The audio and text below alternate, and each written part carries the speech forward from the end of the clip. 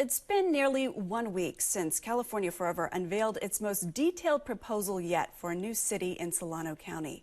Congressman Mike Thompson has been following this story since the beginning and recently had a meeting with the company's CEO.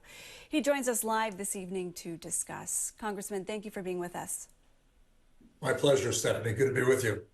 Let's start with that meeting you had with Jan Schrammek. How did it go from your perspective? What was your main takeaway? Well, there were few answers, a lot of questions. They have begun their endeavor here by trying to remove land protections in Solano County, protections that are on record of protecting farmland. And they've filed an initiative that will go before the voters and try and reverse this. They don't have any plans that they've submitted. They've created a situation where if the voters approve this, they're not even obligated to build anything. They could flip it. They could sell it to somebody else who could develop whatever it is they wanted. They could sell part of it. They could sell all of it. There's just a lot of questions that need to be answered. Yeah, and there's a lot of questions about the approval rating, too. From the beginning, you have prioritized protecting Travis Air Force Base. Do you feel their plans to adhere to noise and safety zones and nearly double the security buffer around the base is enough? Well, my concerns are national defense, and that's my Travis concerns, and food security. Solano County is an incredibly important county in regard to feeding the American people. And I think family farmers, I think agriculture, and I think our national security should be top priorities.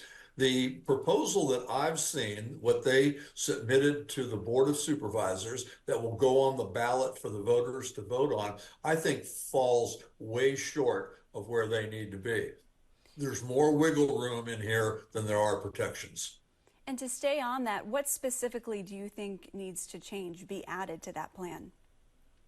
Well, I think this is something that should be decided by the County Board of Supervisors when they do the review of their general plan.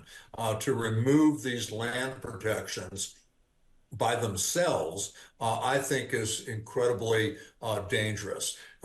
This group of billionaire investors have said that they support the agricultural protections that are part of the law, and now they're saying, except when it pertains to us. And I think that's just a very dangerous and very slippery slope to go down. I also want to talk about the water. Today, the company published their 83-page plan that you just alluded to that details a lot of promises they've been talking about for new jobs, affordable housing, and so forth, but not a lot about water. Jan says they have enough, but the Solano County Water Agency disagrees. What do you think? I think most people disagree. What they're talking about doing is drawing water from the Sacramento River. Apparently, they've purchased some property there that gives them some historic water rights, and also the quote-unquote possibility of drilling wells. If that's the case, that could impact the water table for a greater portion of Solano County than just where they want to develop.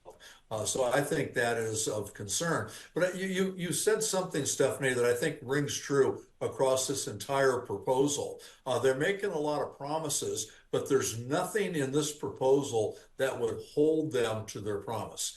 They're promising that they're going to provide grants for all the Solano County cities. They're going to provide first-time homeowner grants / loans / I don't know what they're talking about to help first-time homeowners. But when they were pushed to first they said grants, then they were pushed on it. They said, well, maybe it'll be loans. And there's just a lot of protection that needs to be in place before anybody should vote on a wish and a promise. The money they're talking about $700 million of promised money. There's no way of knowing if that's real money, if it will ever come to fruition, and there are no guardrails as to how that will be spent, if it will ever be spent. So again, every time they propose something, there's more questions than there are answers.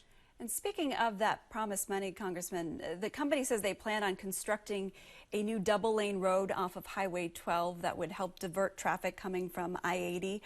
Who's going to pay for that?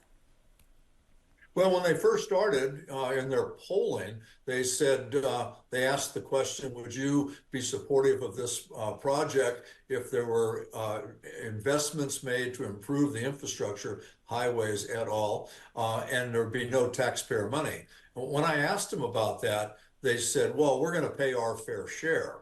So that's far from no taxpayer money. Right. Yeah, I know certainly a lot of questions to that end, and come November, we'll have a sense if this moves forward.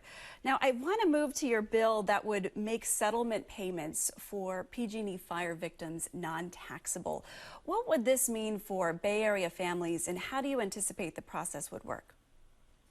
Well, what happened was a number of people that lost their homes, their businesses, their properties were part of a settlement with PG&E. To start with, the money that they got from the settlement is not enough money to make them whole. So they're already starting out in a hole. After this was done, they found out that the money they received was taxable. They also found out that the lawyers' fees that were part of this settlement, they were also responsible for the taxes on that. Not the lawyers, the homeowners who lost, the property owners, fire victims. So my bill, and I passed it in the last Congress, got it out of the House, and over in the Senate Republicans, the Republican leaders decided they weren't going to do any tax bills at the end of the legislative session, so they stripped that out of the legislation that we had. So we come back this year. Myself and Congressman Doug LaMalfa up in Butte County, whose district also was part of that fire victims trust fund, and we've introduced legislation that will exempt them from taxes. We passed it once out of the policy committee where I serve, the Ways and Means Committee. It's on the floor as a standalone bill. But it's it's an expensive bill, and it's hard to pass a bill that expensive that deals with so few people vis-a-vis the rest of the country. So last Friday, we passed it again out of the Ways and Means Committee as part of a package of bills. The entire package would extend child tax credit, would fix the R&D, the research and development tax problems that were created by the 2017 Republican tax bill, and it would also improve the low income housing tax credits. And then this provision is part of that. It takes care of the PG&E, takes care of some problems and some disaster relief in Florida, in Ohio where they had the train derailment. Mm-hmm. So it covers a number of terrible, terrible disasters that have hurt the American people. And now it heads to the House full floor. We will certainly be following it. We have less than a minute left, Congressman, and I want to ask you this one more question. More than 350,000 Californians are now on the state's FAIR plan, a last resort, as you know, for homeowners seeking fire insurance. We've talked to residents who've seen their rates double or triple in recent years on this plan. What else can be done on the federal level to enhance oversight on these rate hikes? Well, you're interviewing someone who's been impacted by these rising insurance rates, and it's not pretty, and there needs to be a lot done. Sadly, the federal government has very little to do with the state insurance prices. That falls with the state legislature. But there's some things we can do. I have legislation, fire resiliency legislation. The insurance companies tell us if we want to lower the price, we've got to minimize the risk. So my bill would do that. It would incentivize homeowners and property owners to to reduce the risk of fire. So that's one thing we can do. I hope it helps.